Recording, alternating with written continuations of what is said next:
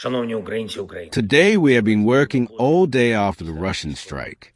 Restoration is underway in all the regions that were hit by this strike. The strike was significant. The record for ballistics was 28 cruise missiles and 43 other missiles of different types, which hit the ballistic trajectories. This can be achieved only with systems like the Patriot. It was difficult to defend. Some missiles were hit, but not all of them. Unfortunately, there were also strikes on energy facilities. The Russians also used another 450 drones. A significant part of them were Shaheds.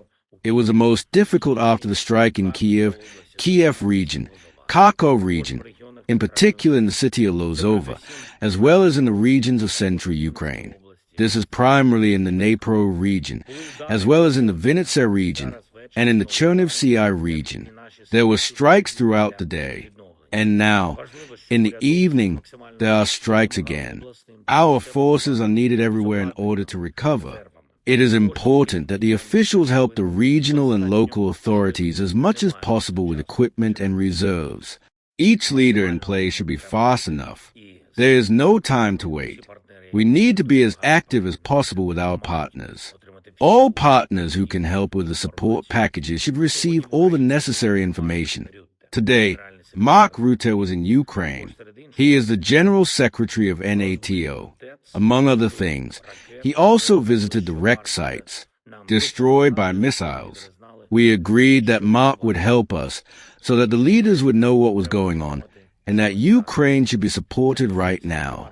This applies, in particular, to missiles of the PPO, missiles of the Patriots, because we see what tactics the Russians have chosen. They do not save the damage. We need new contributions from our partners to the PYOR program, which allows us to buy weapons in America. We have agreed with Mark which countries should react and can help us as soon as possible.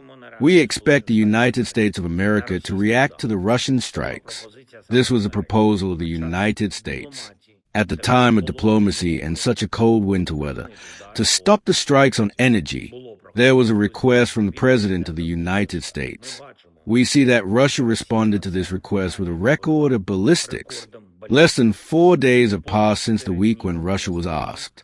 This speaks about everything else that Russia promises or can promise.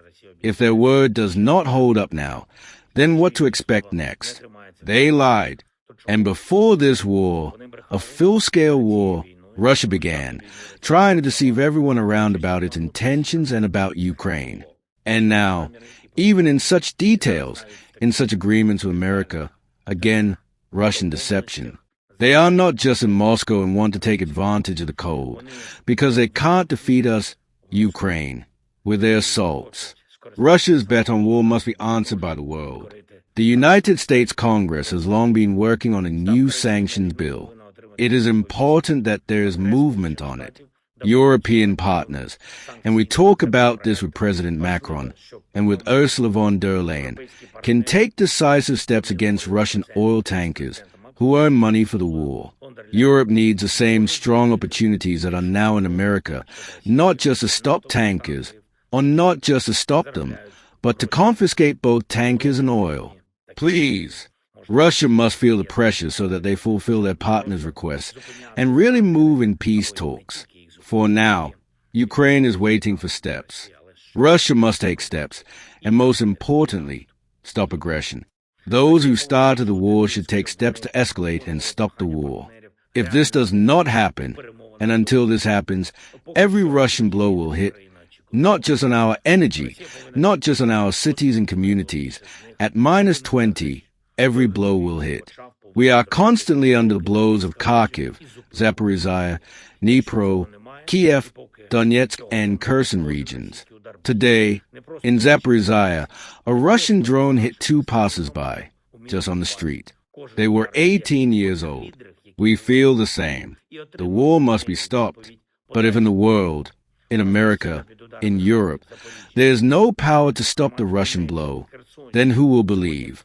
I want to thank everyone in Ukraine who is working, trying to make conditions easier for people. I thank each and every repair brigade. Thank you all. Thank you to all the energy companies, state-owned companies, which have joined. Railways also help. Naftogaz is forming an additional brigade. I thank you. Thank you. It is important that they work in a series of support programs. 17,800,000 Ukrainians have now used the winter support program. Programs have started that can support small businesses and FOBs at this time. This is, in particular, a program to service the purchase of generators and fuel. Only on the first day of this program, there are already 4,000 applications. We are scaling up the program with thermal packages, and in the coming days, in the regions where it is most difficult, we will distribute at least 30,000 such packages. Credits for the purchase of generators have also started at 0%. The program of support for the most vulnerable social groups has worked. 374,000 Ukrainians received assistance of 6,500 hryvnias. There will be other support programs. Today, this was discussed with Prime Minister of Ukraine, Yulia Sviridenko. Everyone should work as hard as possible to make this winter an extraordinary time for people and central authorities in regions, communities, and businesses. Of course, we take into account that partners will not be left out. We must protect life. Ukraine, Mr. President, yesterday you were talking about how Vladimir Putin had agreed to a pause during the cold weather. Overnight those attacks have started up again. I know. It was Sunday to Sunday, and it opened up, and he hit him hard last night. No, he agreed. He kept his word on that. It's a lot. 1 week is, we'll take anything because it's really, really cold over there. But it was on Sunday, and he went from Sunday to Sunday. Are you disappointed he didn't go further? Or go I would like him to. I want him to end the war. I spoke to him. I want him to end the war. Mr. President, what exactly did you mean when you said that you should nationalize elections? And which 15 states are you talking about? I want to see elections be honest. And if a state can't run an election, I think the people behind me should do something about it. Because, if you think about it, a state is an agent for the federal government in elections. I don't know why the federal government doesn't do them anyway. But when you see some of these states about how horribly they run their elections, what a disgrace it is